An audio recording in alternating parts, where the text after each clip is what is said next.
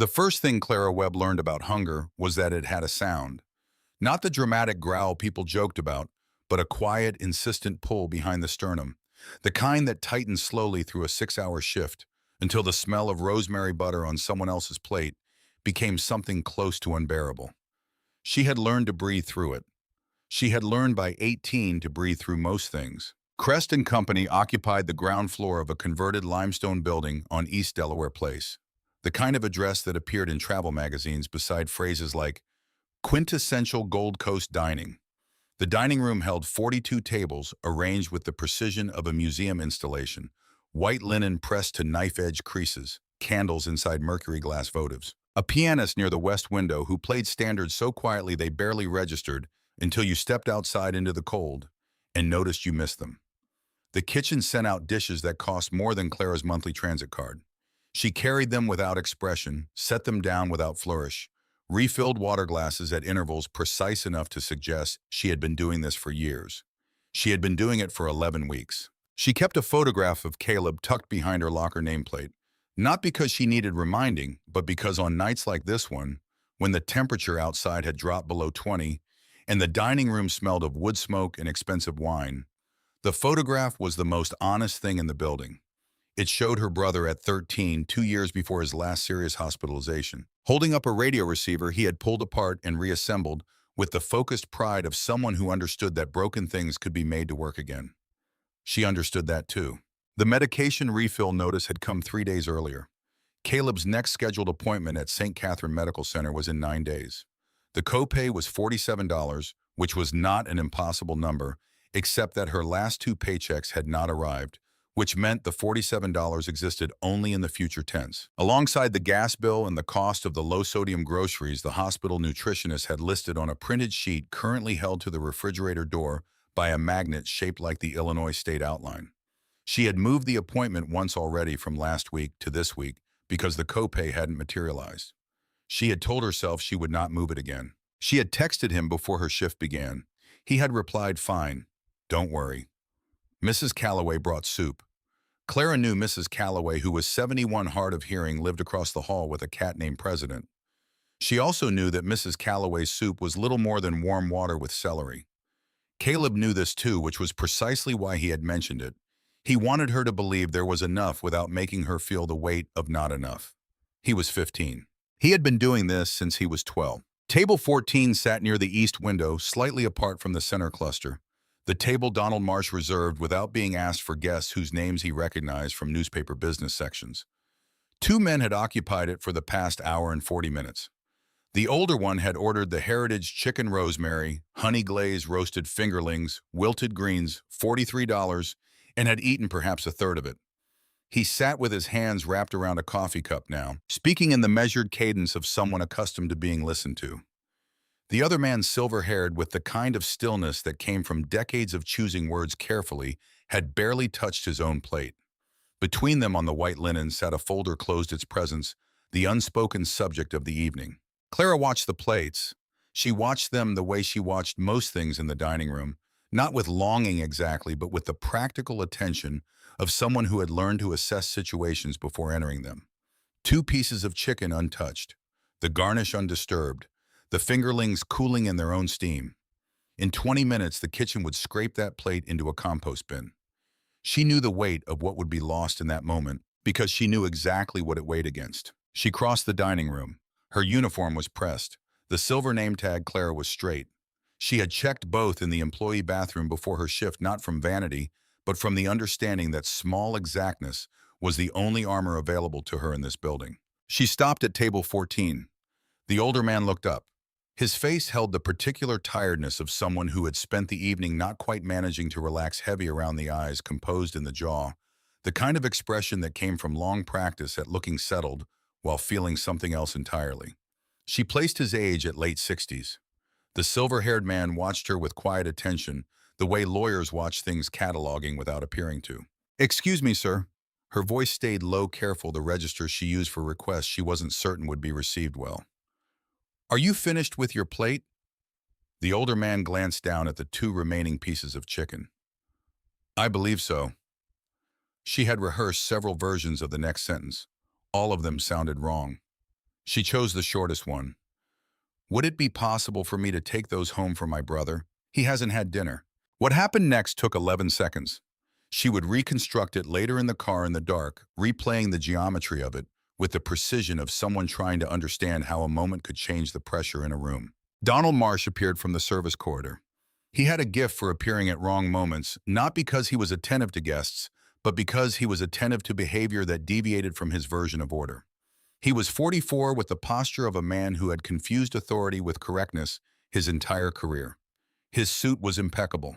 His timing was not. Clara. The single word carried a weight disproportionate to its syllables. Step away from the table. She turned. Donald's expression held the brittle composure of someone who wanted to convey displeasure without conveying it loudly. She asked me a question. The older man at table 14 had not raised his voice. He hadn't needed to. I haven't answered it yet. Donald adjusted his posture by a fraction. Mr. Ellison, I apologize for the interruption. Employees are not permitted to solicit guests for... She didn't solicit anything. George Ellison placed his hand flat on the edge of the plate. The gesture was unhurried, specific, the kind that left no room for interpretation. She asked if she could take food I had finished eating. I was in the middle of deciding. You arrived before I could speak. He looked at Donald with the level attention of a man who had spent decades in rooms where the wrong response carried consequences. Is that how you manage this dining room? By answering questions your guests haven't been asked yet. The table nearest to them had gone quiet. The couple at table 12 who had been debating dessert menus for the past several minutes were no longer looking at their menus. The pianist had shifted into a softer passage which had the accidental effect of making the silence around table 14 more pronounced. Donald's mouth opened. Nothing useful came out of it. Clara stood between them and felt something she had not expected. Not relief, not gratitude exactly, but the disorienting sensation of someone removing a weight she had been holding so long, she had stopped noticing it was heavy. George Ellison looked back at her. Tell me about your brother. She told him. Not everything. She had lived long enough to understand which details people wanted because they were relevant, which they wanted because they were satisfying, the ones she kept because they were hers. She told him Caleb was 15, that his kidneys had never worked correctly, that he was home tonight because she had not been able to bring him anything before her shift, that he had texted her twice with variations of the same message he was fine. She shouldn't worry, which was how she always knew he was neither. The silver-haired man who had not introduced himself listened without shifting his attention. He had the quality of someone who was very good at making himself easy to overlook, which Clara suspected was a choice rather than an accident. Why don't you buy him something after your shift? George asked. She looked at the candle between them. I don't have money tonight, sir. You work here. Yes, sir. You haven't been paid. The question arrived without accusation, which somehow made it harder to answer. My last 2 paychecks haven't come through. Management said there's a technical issue with payroll. George turned to Donald, who had not moved from his position beside the table. The 2 pieces of chicken on the plate between them had cooled. The candle threw soft light across the linen. Is that accurate? Donald straightened. There has been a temporary cash flow adjustment affecting a small number of employees. The situation is being resolved. A small number? Yes, sir. George looked at Clara. Is she the only one? Donald's pause lasted 3/4 of a second too long. Clara noticed it. The silver-haired man noticed it. The couple at table 12 who had abandoned any pretense of looking at their menus probably noticed it. From 2 tables over, Audrey Sinclair set down a water pitcher with a precision that drew no attention to itself, then turned toward table 14. Audrey was 34, had been working at Crest & Company for 6 years, wore her hair in a low bun that had stayed perfect through 3 consecutive holiday shifts. She had a daughter in 2nd grade, a husband who drove for a package delivery service, savings that covered 4 weeks of expenses at the absolute outside edge of optimism. She's not the only one. Audrey's voice was steady, factual, the voice of someone who had decided that being factual was the safest form of courage. My paycheck was late last month. I have enough this month because my husband picked up overtime. Otherwise, I'd be in the same position. A young man near the kitchen doorway. Tyler Graves, 22, who lived with his parents in Bridgeport and had taken this job because the tips helped him pay down a student loan, stepped forward with his hands twisted around a side towel. Mine was delayed last month, too. I wasn't going to say anything because... He stopped, restarted. I didn't want to lose my shifts. From near the kitchen pass, a cook's assistant raised her hand briefly, then lowered it, as though she was checking to see if the motion was allowed. George looked at Donald. Bring me the payroll records. Donald's composure had been eroding in increments since the moment George placed his hand on the plate. It had now reached a stage that could only be described as controlled alarm. The accounting office is closed for the evening, Mr. Ellison. I can have something prepared by— Not tomorrow. The words were not loud. They did not need to be. Tonight. Donald left. The dining room resumed its sounds in a cautious way, conversations restarting at volumes calibrated to avoid acknowledging that anything had occurred. The pianist transitioned into something with more movement. At table 14, the silver-haired man, Reginald Holt, though Clara would not learn his name for another 20 minutes, poured himself another inch of water from the carafe, took a sip, said nothing. Clara remained beside the table. She was not certain whether she should stay or return to her section. The ordinary logic of the shift had stopped applying, but no new logic had replaced it yet, which left her standing in a particular kind of limbo, the space between having asked and having received an answer she did not yet understand. George looked at her. Sit down. I'm still on shift, sir. Sit down, Clara. She sat. The chair was solid, upholstered in gray wool, the kind of chair designed for people who expected comfort as a default condition of their lives. It felt strange under her in her uniform. Reginald was a man of approximately 65 who had retired from 30 years of litigation and channeled the energy of it into the kind of listening that most people couldn't sustain for more than a few minutes. He had been George Ellison's closest friend for nearly 4 decades. He had attended George's wife's funeral 8 months ago and had not left Chicago afterward, citing various reasons, none of which were the actual reason, which was that George was doing something dangerous, moving through the world efficiently, while feeling nothing which Reginald had seen before in men their age, and knew the particular shape of the wreckage it produced. What does your brother do in the evenings? George asked. The question surprised her. He takes apart electronics, radios mostly. He rebuilds them. Does he finish them? Sometimes. He says the ones he can't finish are more interesting. A pause. He's 15. Reginald set down his water glass. The faintest adjustment at the corner of his mouth might have been something might not have been. Donald returned with a folder. He set it on the table with the care of someone laying down an object he wished he didn't have to touch. George opened it. He read without speaking. His expression did not change significantly, but something in the quality of his stillness shifted. It moved from the stillness of a man in thought to the stillness of a man who had arrived at a conclusion he did not welcome. He turned the folder toward Reginald. Reginald read the first page, set it down, looked at the ceiling briefly in the way of a man revising an estimate upward. 19 employees. George placed the folder on the table between them. $48,000 in outstanding wages. Donald, who had been standing at a distance that suggested he was hoping to become invisible, said, as I mentioned, this is a temporary. You said a small number. George's voice had not changed in volume. It had changed in temperature. 19 people is not a small number. $48,000 is not a technical issue. Those are choices. Clara looked at the folder. Her name was at the top of the first page. Below it, she could see the names of people she knew, Audrey, Tyler, Denise from the early shift who had 2 kids and a babysitter she paid every week whether she worked or not. Below theirs were 14 others, some she recognized, some she didn't, each representing a specific distance between a work shift and a cleared bill that had not been closed. George closed the folder. He picked up his coffee cup, found it empty, set it back down. Then he looked at Clara with the attention of a man who had spent the last few minutes rearranging a picture he thought he understood.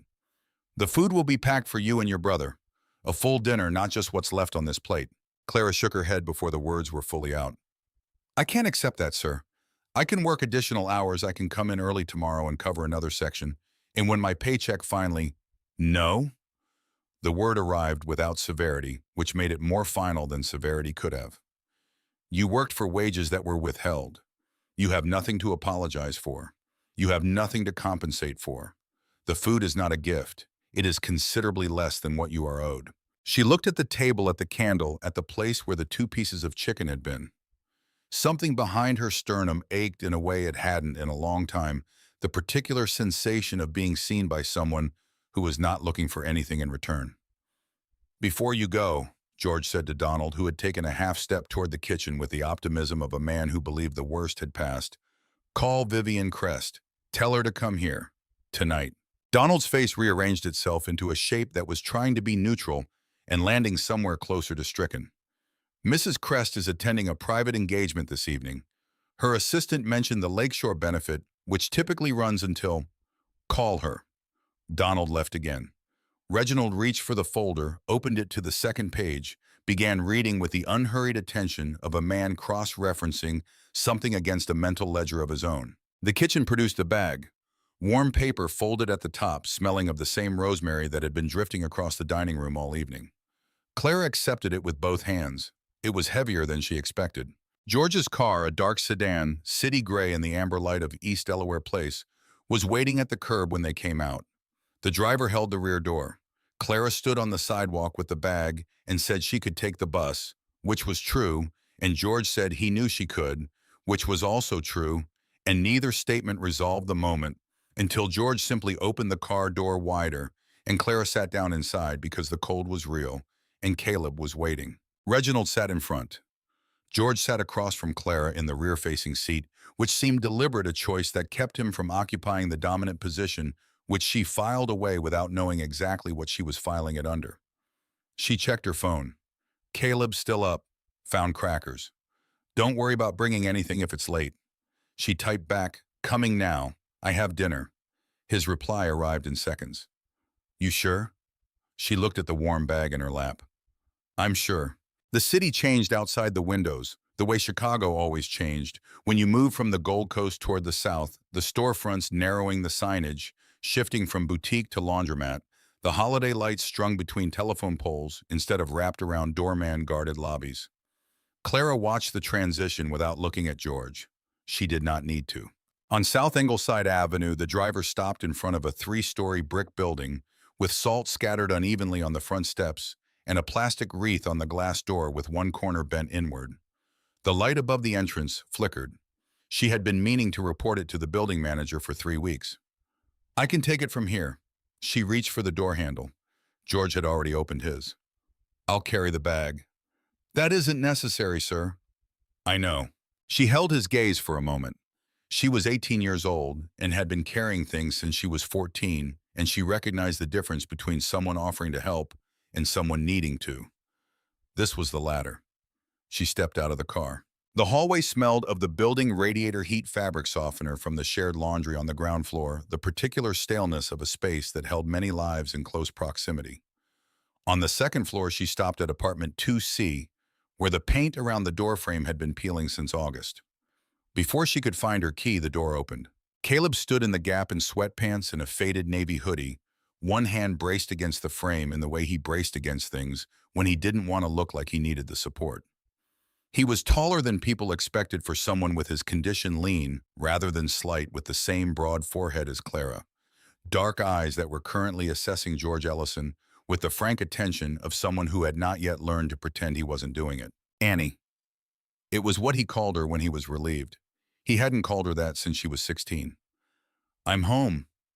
She stepped past him, touched his shoulder as she moved. You should be lying down. I heard a car. He looked at George. An expensive car. This is Mr. Ellison. He was dining at the restaurant tonight. Caleb's gaze moved from George's coat to his shoes and back up in a single sweep. The owner. George looked at the bag he was carrying at the door at the boy in front of him, who was 15 and sick and standing in a draft because he had been curious enough about an expensive car to come to the door instead of waiting. No, I was a guest. They went inside. The apartment was small. The way apartments are small, when the person who keeps them has prioritized function over space. Nothing wasted, nothing ornamental except what mattered. 2 coats on hooks, a folding table with textbooks arranged by size, a portable radio on the coffee table with its back panel removed components laid beside it in an order that suggested ongoing work rather than abandonment. On the end table, a water bottle, a prescription bottle with a childproof cap, a printed appointment reminder from St. Catherine Medical Center, weighted down by a coffee mug with a hairline crack along the handle. Clara set the food on the table, opened the containers. Caleb came closer than he probably should have, moving with the careful deliberateness of someone who had learned to manage the distance between how fast he wanted to move and how fast his body allowed. "Sit down," Clara said. "I've been sitting all day." "Then sit down again." He sat.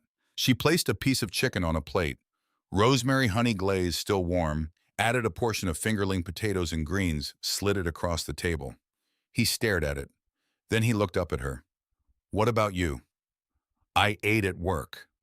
He held her gaze for a moment with the particular expression of someone who loved her enough to notice the exact inflection of her lies.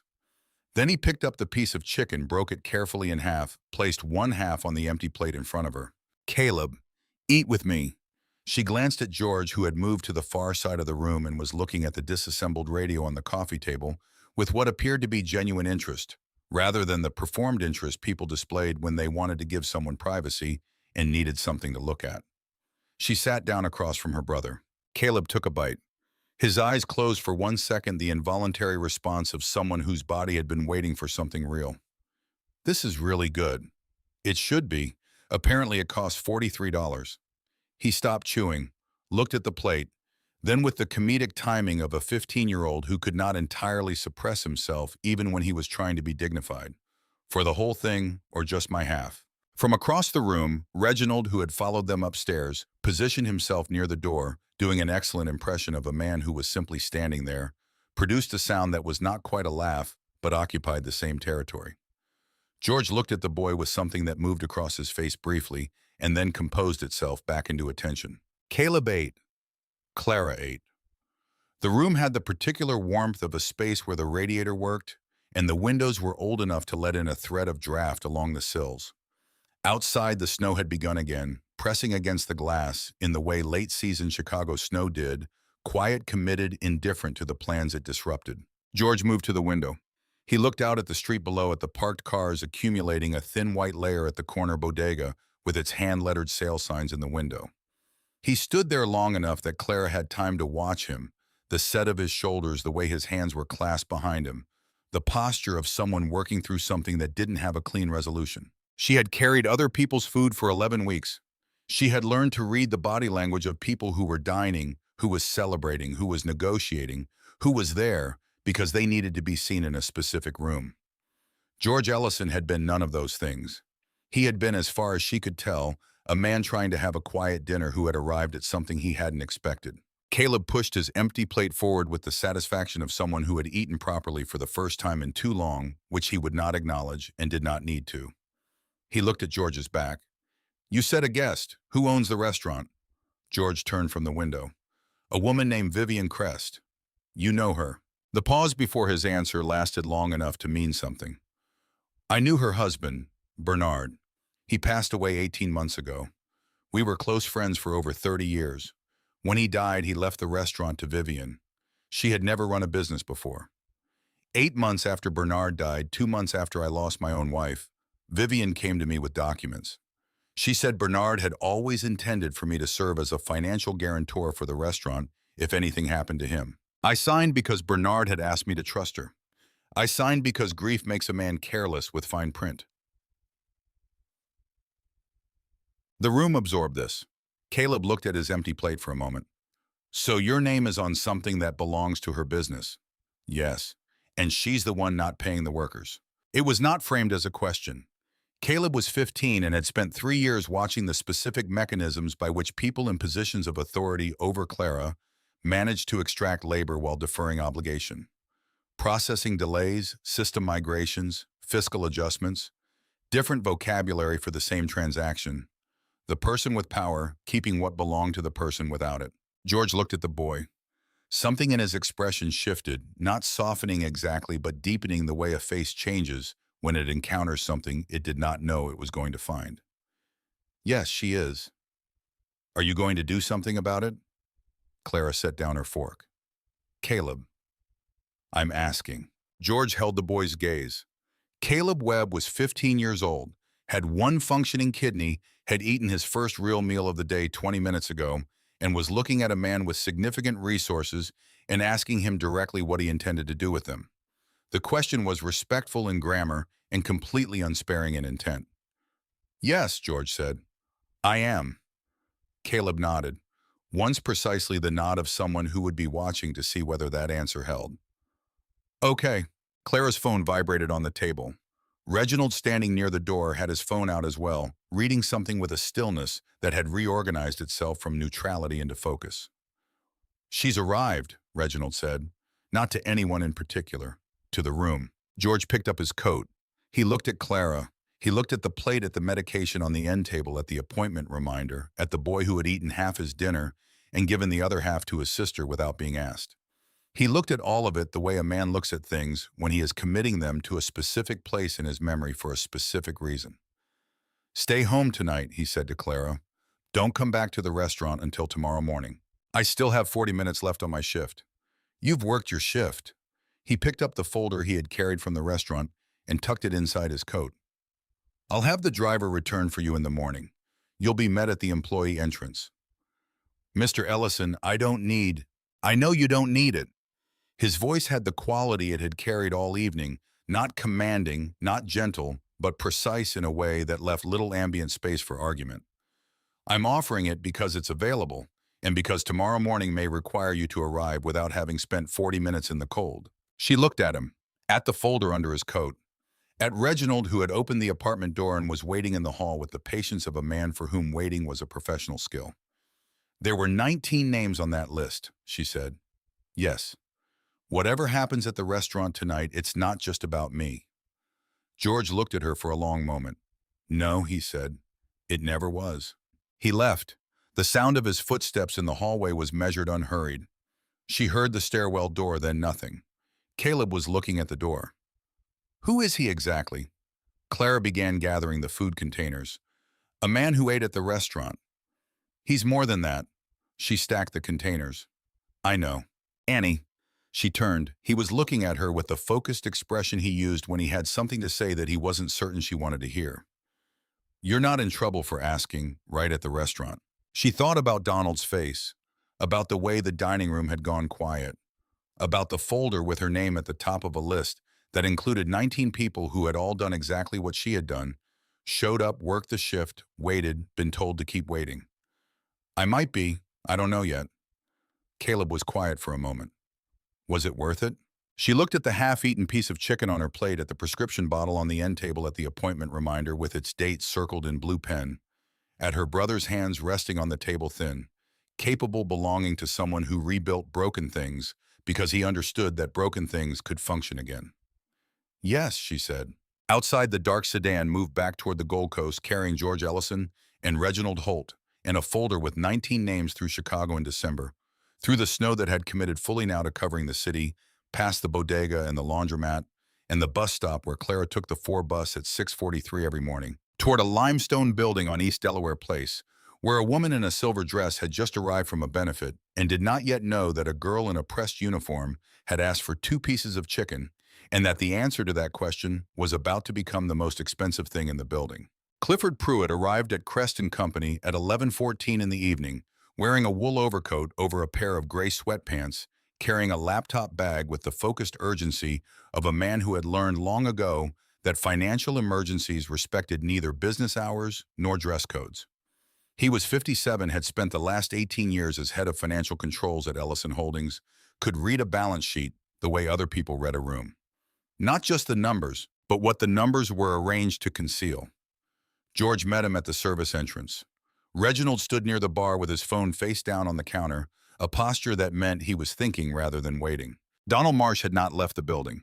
He occupied a chair near the host stand with the stillness of a man who understood that leaving would constitute a decision he wasn't prepared to defend. Clifford set the laptop on a cleared table in the private dining alcove, connected to the restaurant's internal network through credentials George had authorized during the drive back from South Ingleside Avenue, opened the operating account ledger for Crest & Company, scrolled for 40 seconds, stopped.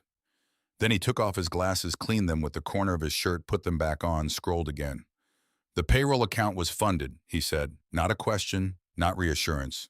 A discovery stated plainly, 12 days ago, full amount slightly over $48,000, enough to cover every outstanding check.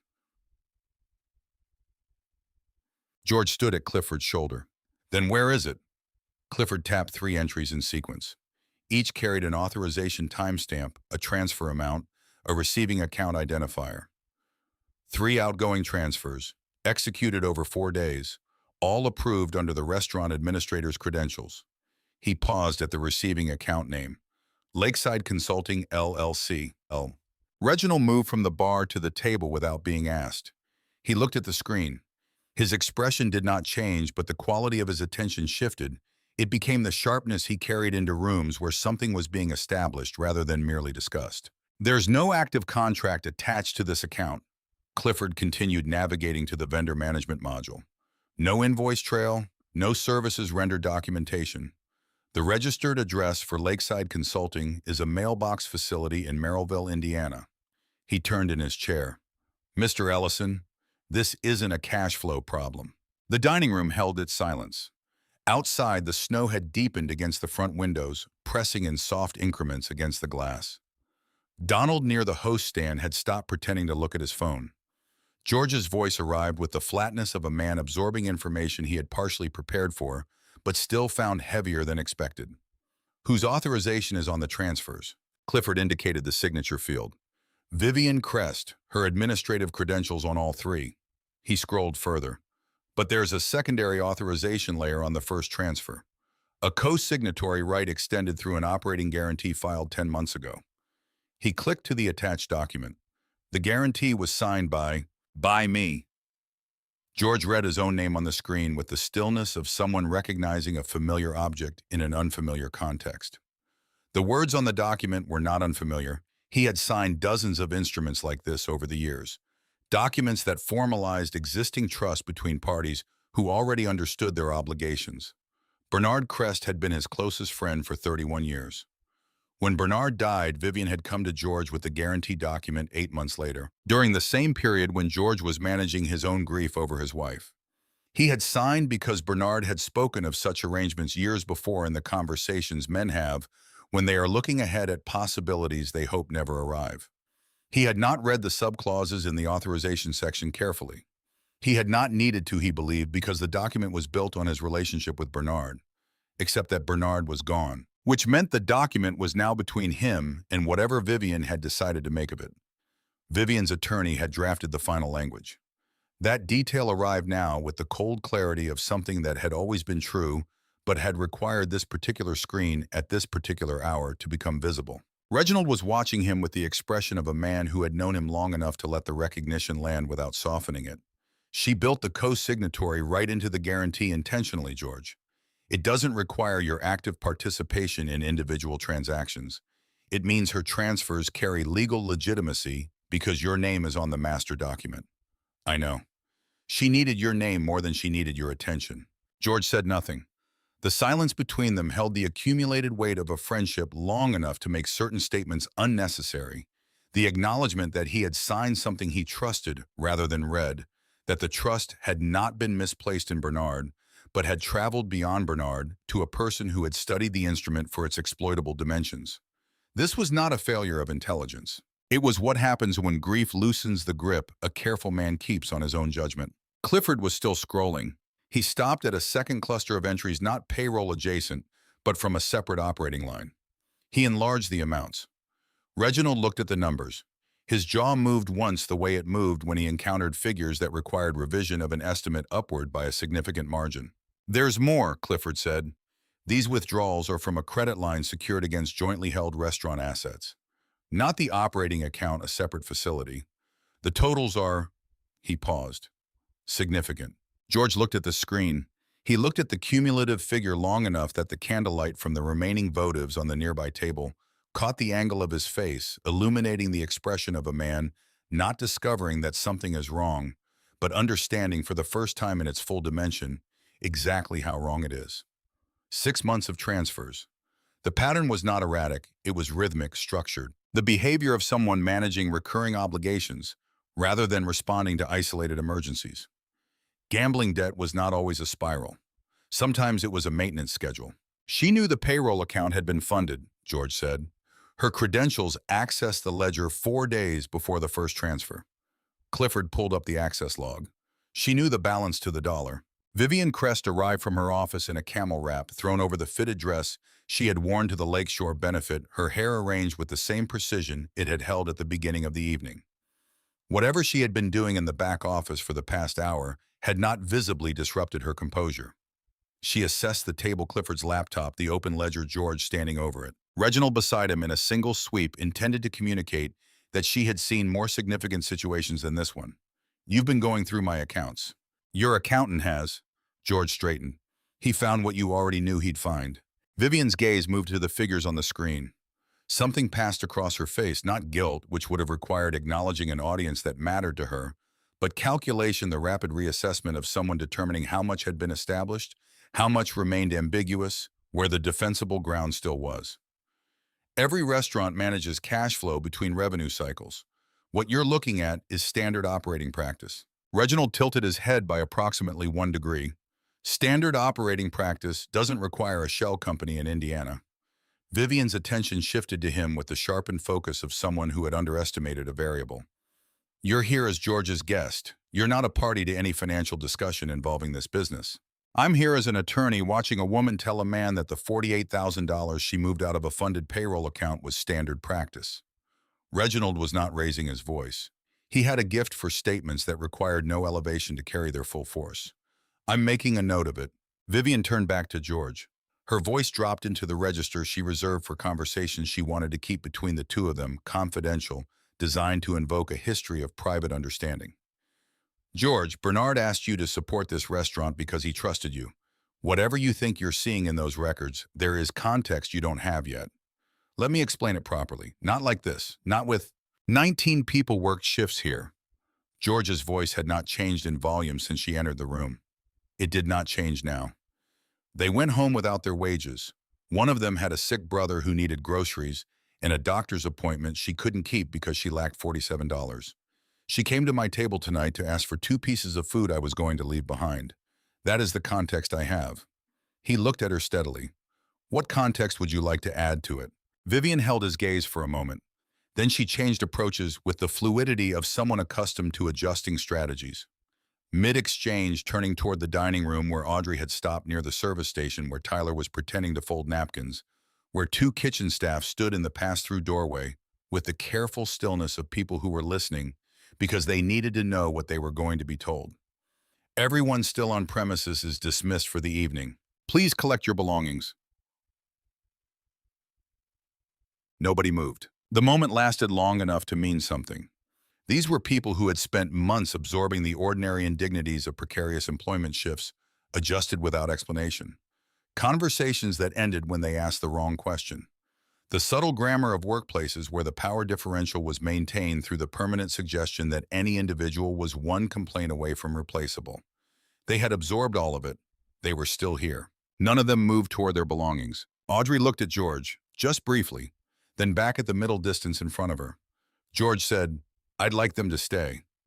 Vivian's composure tightened. She was too experienced to show anger directly, but the quality of her stillness hardened the way water hardens when the temperature drops below a threshold. "This is an internal business matter, not a town meeting." It stopped being internal when the people who earned those wages started rearranging their lives around not receiving them. George moved back to the table where Clifford had continued working, pulling additional records without being asked. "Clifford, I want every payroll record, every transfer authorization, every email associated with the Lakeside account preserved tonight. Full documentation hold." Clifford was already typing. Vivian took a step toward the table. "You don't have the authority to—" "I have the authority that comes from my name being on the document you used to move the money." George turned a page in the folder on the table. "I'd like to understand what it was used for." The back door to the restaurant opened at 11:47, admitting a rush of cold air. Clara Webb stepped into the corridor near the employee lockers, still in her uniform, her winter coat buttoned to the collar, her cheeks carrying the cold of the 20 minutes she had spent standing at the bus stop after the driver George sent had not arrived in time. She hadn't waited. She was not the kind of person who waited when waiting felt like passivity. She had left Caleb asleep on the sofa with a glass of water on the table beside him, walked to the stop, taken the 4 bus south to north, arrived back at Crest and Coping, for the reason she had given herself on the bus, but was still working up the nerve to fully believe that whatever was happening in this building tonight, involved her name at the top of a list, which meant she had a right to be present for it. She came through the service corridor and stopped at the edge of the dining room. Clifford the ledger, Reginald near the bar. Donald still by the host stand, kitchen staff in the doorway. Vivian at the center of the room with the posture of a woman who had not yet accepted that the room had reorganized itself around a different center of gravity. Vivian looked at her. The expression that crossed her face was not surprise. It was something sharper, the displeasure of someone who had identified the origin point of an inconvenience and was now confronted with its physical presence. Do you understand what you've started tonight? Clara felt the old impulse, the one she had been managing since she was 14. The one that said, make yourself small, agree, apologize, reduce the target you present. She felt it, recognized it, stood where she was. I asked if I could take home 2 pieces of food, ma'am. You approached my guest with a personal crisis. You created a scene in front of a full dining room. You involved other staff in a workplace dispute during service hours. I mentioned that I hadn't been paid. Clara's voice was level. It cost her something to keep it level, but the cost was manageable. That's not a crisis I created. Vivian took a step toward her. George moved at the same time, not dramatically, not with the energy of someone intervening in an emergency, but with the deliberateness of a man repositioning himself in space. He ended up standing between them. Vivian, the single word was not a warning. It was more precise than a warning. It was a boundary stated once by a man who did not expect to state it again. Vivian stopped. Clara looked past George at the folder on the table. At the laptop screen, Clifford had not closed. She could see the column of transfers, the account name, the dates. She had not expected to understand the room when she walked back into it, but she understood it now with the quick comprehension of someone who had spent years reading situations that other people believed were above her. She moved the money herself, Clara said. Not loud, not accusatory. The factual statement of someone naming what she saw. Reginald looked at her, a small acknowledging adjustment at the corner of his mouth. Vivian's composure underwent a visible effort. You are an hourly employee who has been here 11 weeks. You don't have the context to, I have the context of 2 weeks without a paycheck. Clara looked at her steadily. I have the context of a $47 copay I couldn't make for my brother's kidney appointment. I have the context of watching food worth more than what I owe get scraped into a bin every shift because the people at these tables order what they want and leave everything else without thinking about it while the people carrying the plates do their arithmetic in the employee bathroom. She paused. I don't need the spreadsheet to understand what happened to us. The kitchen staff in the doorway were very still. Audrey had turned fully toward the room. Vivian's phone buzzed on the table where she'd set it. She glanced at it. Something shifted in her face, the first fracture in the composed surface, small, quickly repaired, but there. Whatever the message was, it had introduced a variable she hadn't accounted for. At 6:48 the following morning, Clara's phone rang. She was still asleep on the sofa, having refused her own bed because Caleb needed it, which was a decision he had argued against and lost because she had simply stopped arguing back and gone to the sofa. The number on her screen was St. Catherine Medical Center's main line.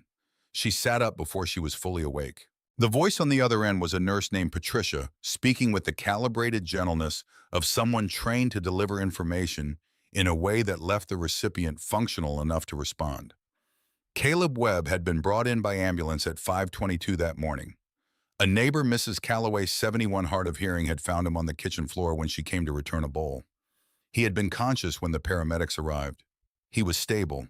He was asking for his sister. Clara was dressed and out the door in 4 minutes. She called George's driver from the stairwell, not because she couldn't find a cab, but because the driver was the fastest option, and she had stopped caring about the optics of accepting help when the help was standing between her and her brother.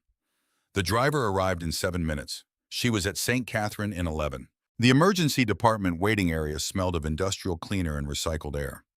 Mrs. Calloway sat in a plastic chair near the intake desk, still in her quilted housecoat, with a coat thrown over it, her hands folded in her lap with the stillness of someone who had been sitting for a while and expected to sit longer. She stood when she saw Clara. He was trying to get to the water, Mrs. Calloway said, her voice carrying the slight elevation of someone who was hard of hearing and knew it. I heard the sound. I came in when he didn't answer the door. She took both of Clara's hands in hers. He was awake, honey. He was talking. He told the paramedics his name and his doctor's name and his medication and everything. Clara absorbed this. She had learned through years of managing Caleb's condition that the most useful thing she could do in the first minutes after receiving bad news was to gather information before she allowed herself to feel the full weight of it. She would feel the weight later. Right now, she needed to know what she was working with. The doctor, Dr. Renata Voss. The name on her badge came through the emergency doors and looked for the guardian. Clara raised her hand. I'm his sister. I'm 18. It's just the two of us. Dr. Voss led her to a quieter corner of the waiting area. Caleb had presented with acute dehydration compounded by his existing kidney condition. His electrolytes were significantly off. He was receiving intravenous fluids and would require monitoring through at least the following morning. The dehydration combined with his kidneys' reduced capacity to regulate fluid balance had created a cascade that his body couldn't self-correct. Has he had his regular appointments? Dr. Voss asked. Clara looked at the floor. He had a follow-up scheduled for last week. I rescheduled it. To when? Next week. Dr. Voss did not judge her. She had likely heard variations of this conversation more times than she could count. What prevented last week's appointment? Clara kept her voice even. I couldn't cover the copay. I've had a problem with my paycheck at work. $47. She said the number plainly because it was the number and obscuring it served nothing. I moved the appointment because I thought I'd have it resolved by next week. Dr. Voss was quiet for a moment. The appointment we have scheduled is still valid. What I'd like to do today is speak with our social work team about resources for families managing chronic conditions.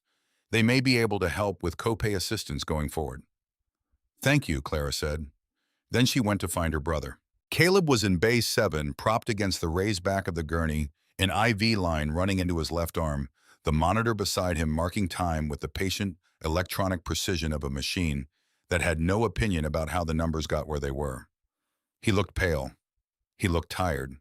He looked at her when she came through the curtain with the expression of someone who had been mentally preparing for this conversation since the ambulance ride. Before you start, he said, I'm not starting anything. You have your starting face. She sat in the chair beside the gurney. She took his free hand in both of hers and held it without squeezing, the way she had learned to hold things that needed to know they were held without being gripped. How do you feel? Like I fell on the kitchen floor. Caleb, I'm okay. His voice had the thin quality of someone whose body had spent the night working hard. It was fast. 1 minute I was fine, the next I wasn't. Mrs. Calloway found me pretty quick. I know. He looked at her hands holding his. You moved my appointment because of the money. We're not doing this right now. We're doing it right now because I'm in a hospital bed. He looked at the ceiling for a moment, then back at her. It's not your fault, Annie. I moved the appointment. Because someone didn't pay you. He said it with the patient firmness of someone correcting a calculation error. That's not the same thing. You worked. You were owed money. You didn't have it because someone took it. That's not math that ends with it being your fault. She looked at the monitor, at the IV line, at the appointment reminders she had moved in her phone 3 weeks ago, with the calm efficiency of a person managing too many variables with insufficient resources. The kind of calm that is not peace but its practical substitute. When I get the back wages, she said, the first thing I'm doing is making sure we never move another appointment. When? They're working on it. Mr. Ellison has an accountant. It's complicated. Caleb was quiet for a moment. The $47, he said finally. That's less than what he paid for dinner. I know. 1 plate of food. I know, Caleb.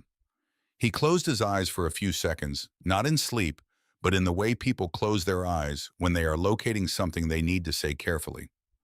This isn't your fault, but someone made it possible. That's what we need to stay focused on. George arrived at 8:23 with Reginald having received Clara's message during what turned out to be a very short night at the restaurant.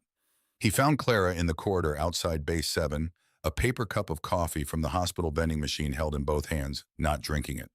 She had changed at some point. She was in street clothes now, dark jeans and a gray sweater, and she had the focused, interior expression of someone who had already processed the immediate shock and moved on to the longer work of managing what came next. How is he? George asked. Stable, dehydrated. He'll need to stay through tomorrow at least. She looked at the coffee cup. He missed a kidney appointment last week. I rescheduled it because I needed the $47 copay and I didn't have it. She said this without inflection, without apology, without the diminishing qualifiers people add when they are trying to make a hard truth easier for the listener to receive. She said it because it was true and because George needed to understand the complete chain of causation. George was quiet for a moment. Reginald beside him had placed his hands in his coat pockets and was looking at the middle distance with the attention of a man cataloging something for future use. "The back wages will be in your account before the bank closes today," George said. "All of it, with a late payment supplement." "I know." Clara looked up at him. "But Caleb shouldn't be here because of a $47 copay. He shouldn't be here because someone chose to move our wages into a shell account in Indiana." She paused. "I'm not telling you this so you'll feel responsible. I'm telling you because the number matters. $47. It's less than the wine by the glass at your table last night." George held her gaze. "I know." "Then make sure it's in the record. When the investigators look at this, I want them to understand what $47 meant in this building." Reginald took out his phone and made a note. Not as a gesture, as an action. Clara watched him do it and understood that this was how he had always operated, quietly, precisely, without announcing what he was doing until it was done. She went back in to sit with Caleb. George and Reginald took seats in the corridor outside and waited because waiting was something they could offer, and the boy inside needed his sister more than he needed anything else that morning. At 2:17 that afternoon, Clara's phone rang while she was in the hospital cafeteria getting Caleb a cup of broth the nutritionist had approved. She didn't recognize the number. She stepped away from the counter and answered. Donald Marsh's voice arrived at a lower register than she had heard it before. Not authoritative, not administrative, but occupying the uncomfortable territory between disclosure and negotiation. "I need to talk to you. Not in the building." A pause. "She's going to make this my responsibility. All of it. The emails, the documentation, hold the suspension notice. She's going to say I initiated everything independently." Clara kept her voice neutral. "What do you want me to do about that?" "I have documentation, emails from her, written instructions, specific ones dated with language that makes clear these were her directives. Not my interpretations of general policy. Her words." Another pause. "I have them on a drive." The cafeteria was quiet at this hour. A few nurses on break, a family at a table near the window eating sandwiches with the concentrated focus of people sustaining themselves through something. Clara leaned against the wall, processed the information with the careful attention of someone who understood that the person on the other end of this call was trading what he had for what he needed, and that the value of what he had was real regardless of his reasons for offering it. "You should talk to Mr. Holt." "I'm talking to you." "I know. Talk to Mr. Holt, tonight if you can." She ended the call, stood in the corridor for a moment in the stillness of someone understanding that things were accelerating in a direction she had set but could not entirely control. She texted Caleb, "Getting your broth." Then she went back to his room. That evening, Donald met Reginald at a coffee shop on Michigan Avenue at 7:30, produced a flash drive containing 43 emails detailing Vivian's instructions regarding payroll holds, employee management strategy, and the documentation plan designed to create procedural cover for what were in practice retaliatory decisions. Clara heard this from Reginald by phone while sitting in Caleb's room, listening to her brother's steady breathing as he dozed, the monitor keeping its patient count beside him. Reginald told her something else. Vivian was hosting the restaurant's annual holiday reception that evening. The physical accounting records, printed ledgers from the past 6 months, were kept in the office cabinet Vivian had locked when George asked to see them the previous night. Someone in the building that afternoon had seen the cabinet open. Clara sat with this information for a few minutes. She looked at her brother asleep. She thought about the ledgers, about her name in the outstanding column, about the hours she had worked that were in those pages, converted to numbers that had traveled somewhere they were never supposed to go. She thought about what Caleb had said from this same bed that morning. Someone made it possible. That's what we need to stay focused on. She told Caleb she needed to step out for an hour. He was half asleep. He said fine. She did not tell him where she was going, because if she had told him, he would have told her to be careful, and she would have said she would, and they both would have known the conversation was beside the point. She collected her coat from the chair and went back to Crest and Coman. The holiday reception was in full effect when Clara arrived.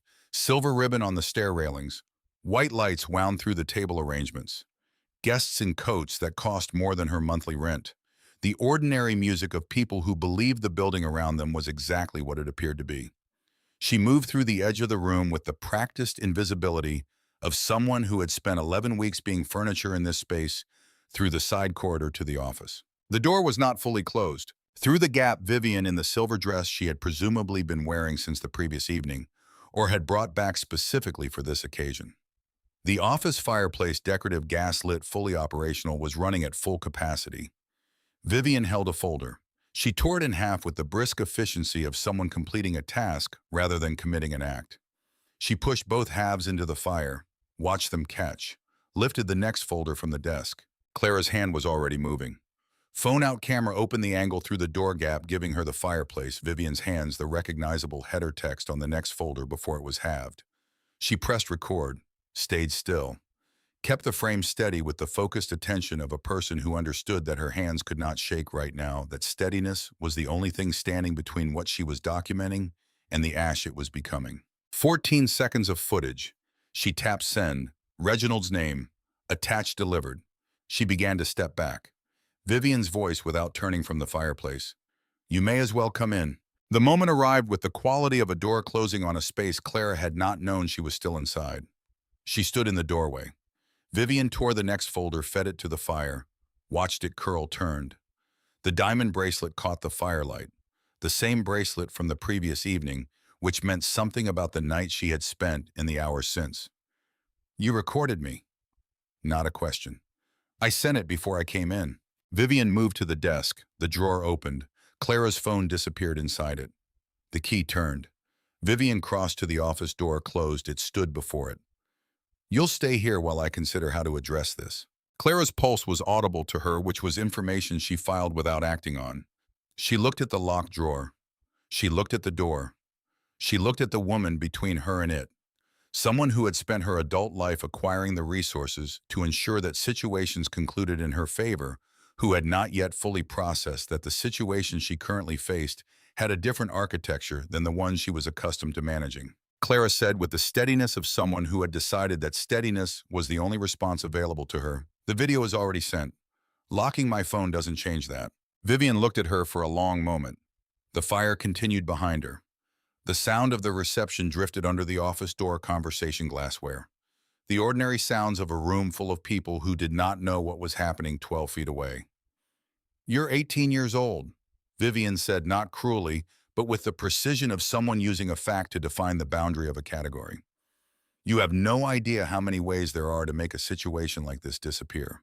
A knock struck the door, hard enough to communicate urgency. George's voice, Vivian, open this door. Reginald A. beat behind. The video has been backed up. Unlock it now or I call the police. Vivian held Clara's gaze for one more second. Then she turned the key. The door opened. George came in first, his eyes moving immediately to Clara, to the locked desk, to the fireplace where the remnants of what had been payroll documentation were completing their conversion to carbon. His face held something Clara had not seen on it before. Not anger exactly, because anger was too loose a word for it, but the focused intensity of a man who had arrived too late at a realization and was now determined to be on time for everything that followed. Are you hurt? His voice was stripped of everything except the question. Clara shook her head. She looked at the desk drawer. My phone is in there. Reginald produced a second phone, held it up briefly. I have the footage. It transferred before she locked yours. Vivian stood near the fireplace before what remained of a strategy she had been constructing for 6 months.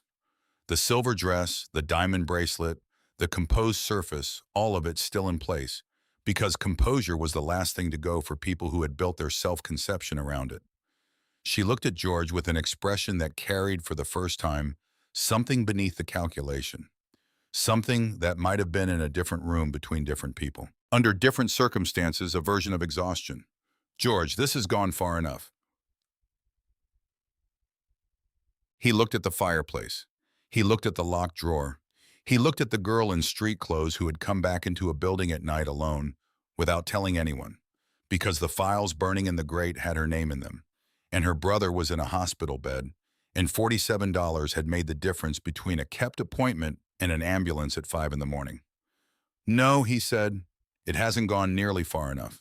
Vivian Crest did not go quietly. That was the first thing Clara understood about the final confrontation in the office, that whatever she had expected from a woman whose composure had held through 2 evenings of escalating exposure, the thing Vivian reached for at the last possible moment was not dignity, but leverage. She looked at George across the burned remains of 6 months of documentation and made the calculation that people make when every strategic option has collapsed, except the oldest one, the threat that costs everyone. You go public with this. Vivian's voice had dropped into something lower, more intimate than anything she had used in the dining room the night before, the register of someone who believed that private language still had private power. Your name goes with mine into every story they print. The guarantee, the co-signatory rights, the fact that for 10 months you were the name backer of a restaurant you never once set foot in to ask whether its employees were being paid. Reporters will write it exactly that way. Grieving widower signs paperwork without reading it, shows up to play hero when a young black waitress makes a scene. They will make you either complicit or oblivious, and I promise you they will take their time deciding which is worse. The office held the sound of the fire finishing what it had started low. Crackle the smell of paper completing its change of state. From the dining room, the reception continued with indifferent cheerfulness. Glasses raised voices layered the ordinary sounds of a room full of people who believed the building around them was exactly what it appeared to be. George looked at Vivian for a long time. Clara watched him take the full measure of what was being offered, the implicit bargain of mutual silence. The suggestion that the story could still be contained, that the 19 names Clifford had preserved were an internal matter that could be resolved with sufficient compensation and sufficient quiet. She watched him work through it, not quickly, with the deliberateness of a man who had spent a long career making decisions in rooms that expected speed and had learned that the decisions most worth making required something else entirely. They should write it, George said. Both versions. Let them decide. He turned to Reginald. Call Clifford. Every record goes to the State Labor Board tonight. Full packet, everything. Clifford has preserved the video Donald's drive. He picked up the key from Vivian's hand. She had left it on the desk when she crossed to the fireplace. Neither of them had noticed until he reached for it, unlocked the desk drawer, retrieved Clara's phone, placed it in her hand. Whatever Vivian's attorneys want to negotiate, they negotiate with investigators, not with us.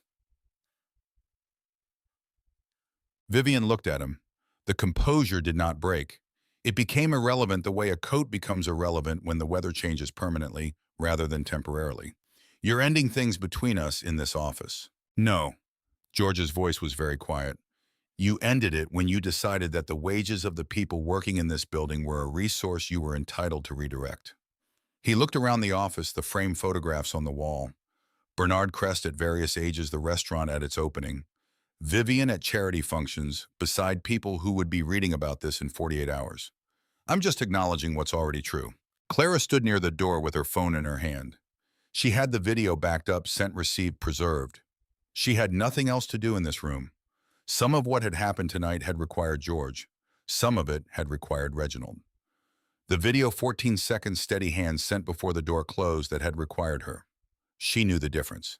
She was 18 years old, and she was learning to know the difference. And she suspected it was one of the more important things she would ever learn. Reginald held the door. Clara walked out of the office into the corridor, past the reception, still happening in the dining room, through the service corridor, opened her locker, took her coat, put it on.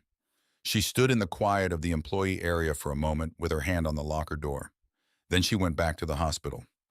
Caleb was awake when she returned, working on a crossword puzzle from a magazine Mrs. Calloway had sent with the paramedics because Mrs. Calloway believed that idle hands were the source of most recoverable problems. He looked at Clara when she came through the curtain. He did not ask where she had been. He looked at her face and understood that whatever it was done. 6 across, he said. 12 letters. One who acts without being asked. Clara sat down in the chair beside him, picked up the magazine, looked at the clue. Volunteer. That's only 9. Volunteer isn't 9. Count again. He counted. Oh. He filled it in.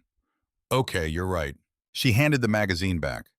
Outside the window, Chicago was dark and cold, and covered in the December snow that had been falling since the previous evening, indifferent and comprehensive, covering everything equally.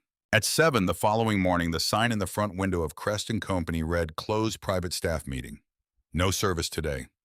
The holiday ribbon was still on the stair railings. The white lights were still wound through the table arrangements. Nobody had taken down the decorations from the reception because it had ended the way events end, when the host departs abruptly, tables half-cleared chairs at irregular angles, champagne glasses with an inch of flat liquid at the bottom. The staff arrived in the way people arrive when they have been called to something they cannot fully anticipate, some in uniform, because that was what the building required of them, some in regular clothes because they had understood from the wording of the message that today was different. Audrey came in a dark sweater, her hair down. Tyler wore a jacket over a clean shirt, which was not his usual look. Denise Holloway arrived with her youngest in a carrier because the babysitter had canceled, the child asleep against her chest, oblivious to the particulars of the morning. The kitchen staff filed in from the back. The bartender, who had worked 3 holiday events in the past 2 weeks without receiving his corrected check, sat at the end of the bar with his coat still on. 19 people arranged across a dining room that had been designed for a different kind of gathering. They sat at the white linen tables that they had set, cleared, polished, reset across hundreds of shifts. The chairs were comfortable. Nobody remarked on this. It was the kind of comfort that becomes visible only when it is for the first time available to you. George stood near the piano.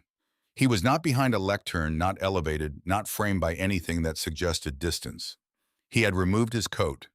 He held a single sheet of paper, which he did not look at. Reginald sat at a nearby table with a legal pad, also not looking at it. I want to start with something that's true before anything else is said this morning. George looked at the room, not the middle distance, not the wall above their heads, but the specific people in the specific chairs.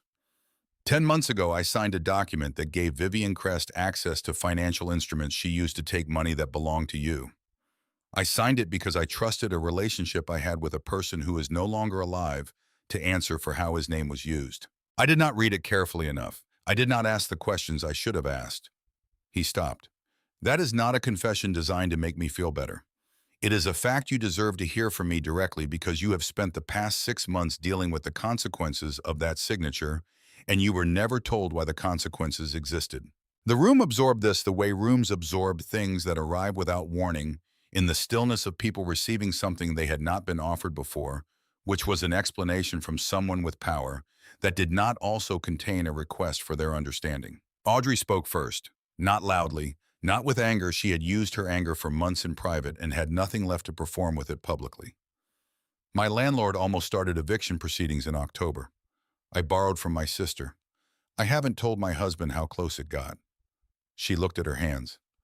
I kept coming to work because I needed this job. I kept coming because I was afraid of what it would mean for my family if I didn't. She looked up.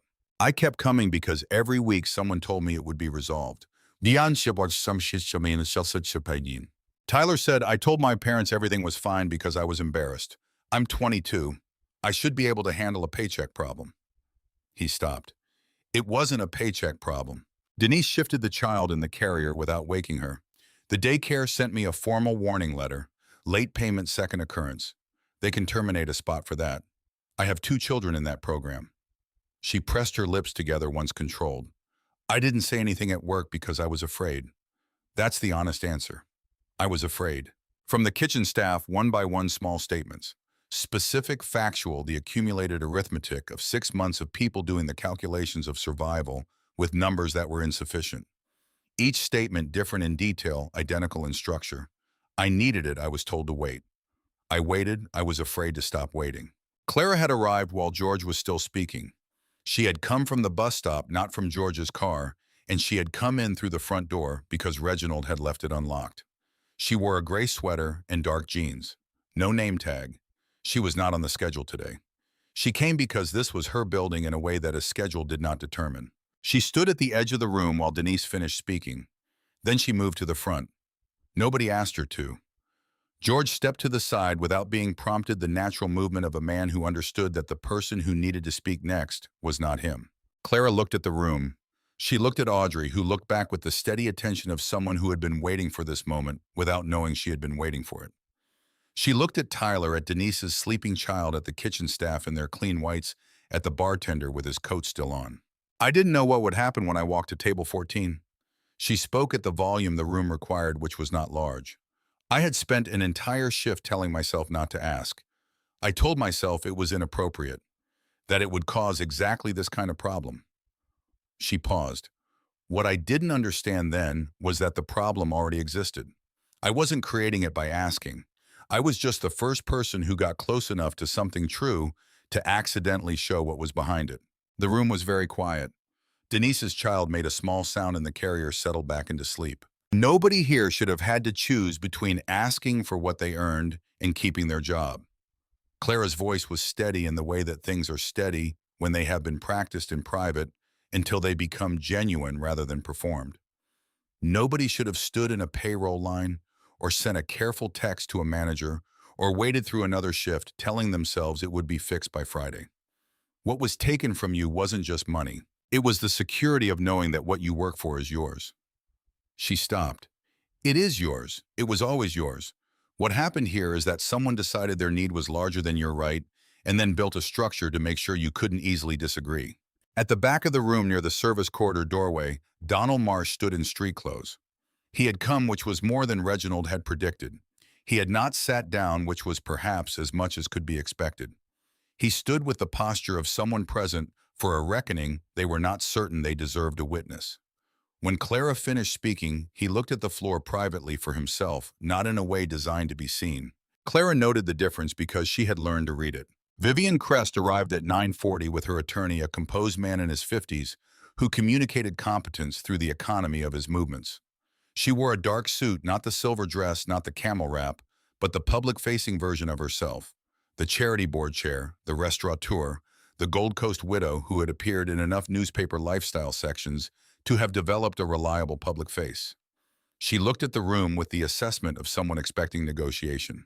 What she found instead was people who had already heard everything they needed to hear and were waiting for the administrative portion to conclude so they could know what came next. George stood. Every outstanding wage has been transferred this morning. Full amounts including late payment supplements for all 19 employees. He looked at Vivian, not with heat, with the distance of a man who has completed a reckoning with himself about someone and has nothing remaining to prove through the expression on his face. The records Clifford preserved the video from last night. The documentation Donald provided, all of it was delivered to the Illinois Department of Labor at 7 this morning. My attorney has also been in contact with the Cook County State's Attorney's Office regarding the financial instruments. He picked up the single sheet of paper he had been holding. Effective today, Vivian Crest is removed from all operational authority at this establishment. The operating guarantee is revoked under the fraud exception provided in the document's own terms, which I should have read more carefully when I signed it. A pause. I won't make that mistake again. Vivian's attorney leaned toward her and said something in a register that didn't carry. Vivian did not move. She looked at George for a moment with an expression that had traveled a long way from the woman who had arrived from a benefit 2 nights ago. Something in it was almost but not quite the face of someone who had arrived at a truth about themselves they could not yet afford to fully acknowledge. Then she looked at Clara. The look lasted 3 seconds. Nothing in it resembled an apology, which Clara had not expected. It was instead the look of someone registering, perhaps for the first time with genuine specificity, the particular person they had chosen to underestimate. Vivian left through the front. Her attorney followed. Nobody moved to clear a path. They simply stayed where they were in the chairs at the white linen tables and watched her walk through the room she had built her public identity around for a decade. The door closed. The room stayed quiet for a moment. Then Audrey exhaled a long, deliberate breath, the sound of a woman releasing something she had been holding at significant personal cost. Tyler put both hands flat on the table and looked at the ceiling briefly.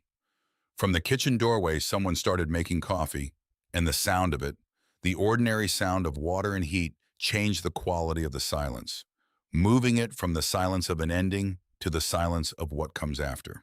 The state investigation moved faster than Clara had expected.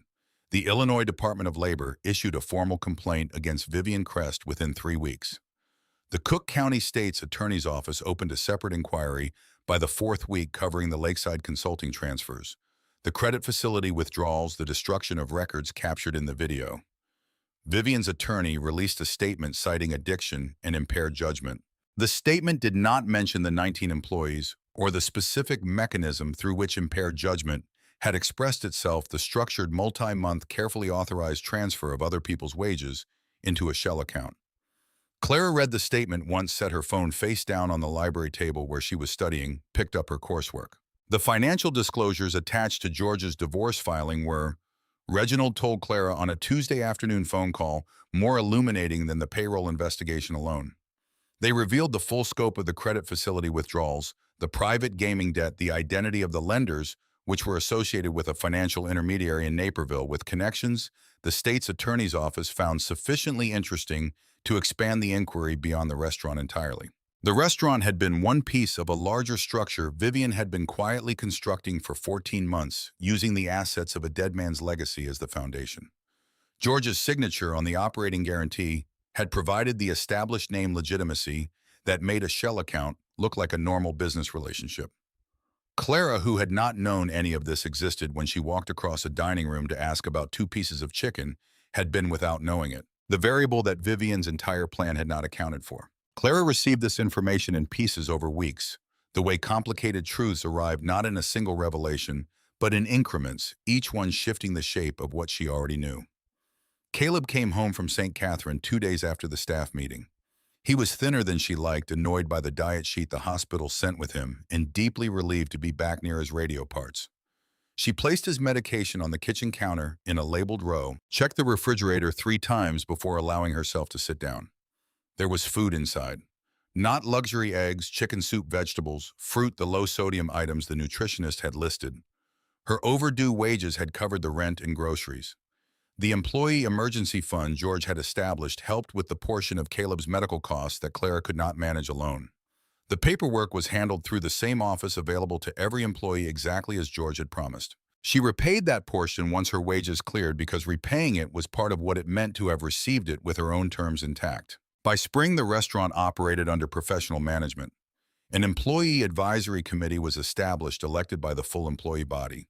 Audrey Sinclair was elected representative for front of house. Tyler Graves was elected alternate. Clara declined a nomination on the grounds that she was working 2 shifts per week while in school and wanted someone whose primary professional commitment was to the building. She nominated Audrey. Audrey accepted. The election was brief. The scholarship fund received its first full cohort of applications in April. 11 employees seeking support for programs ranging from culinary management to nursing to the community college accounting program Tyler enrolled in, because he had decided, sitting at the dining room table on a Thursday morning in December, that he wanted to understand the numbers that had been used against him.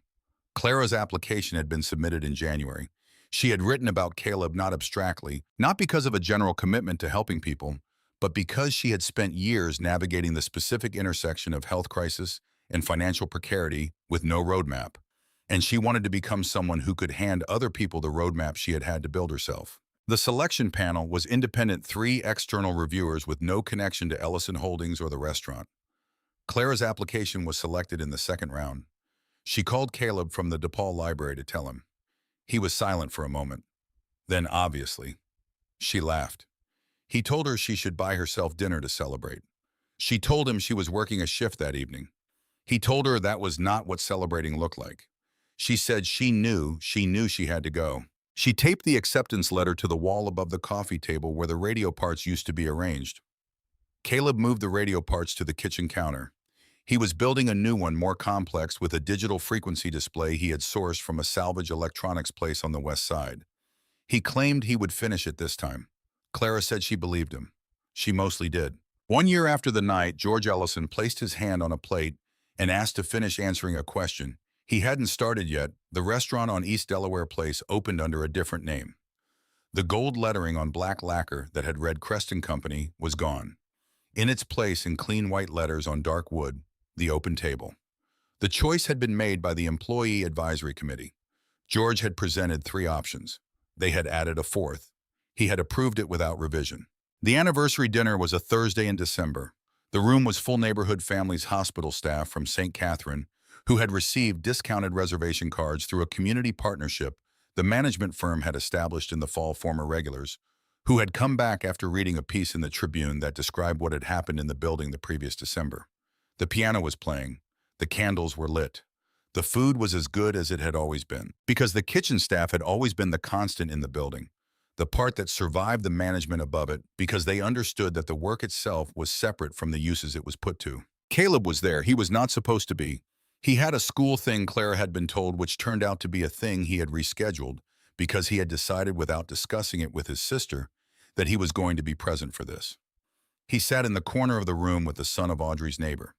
The two of them bent over the portable radio Caleb had finished building in October. Caleb explaining the function of each component with the authority of someone who had earned the knowledge through patience rather than instruction.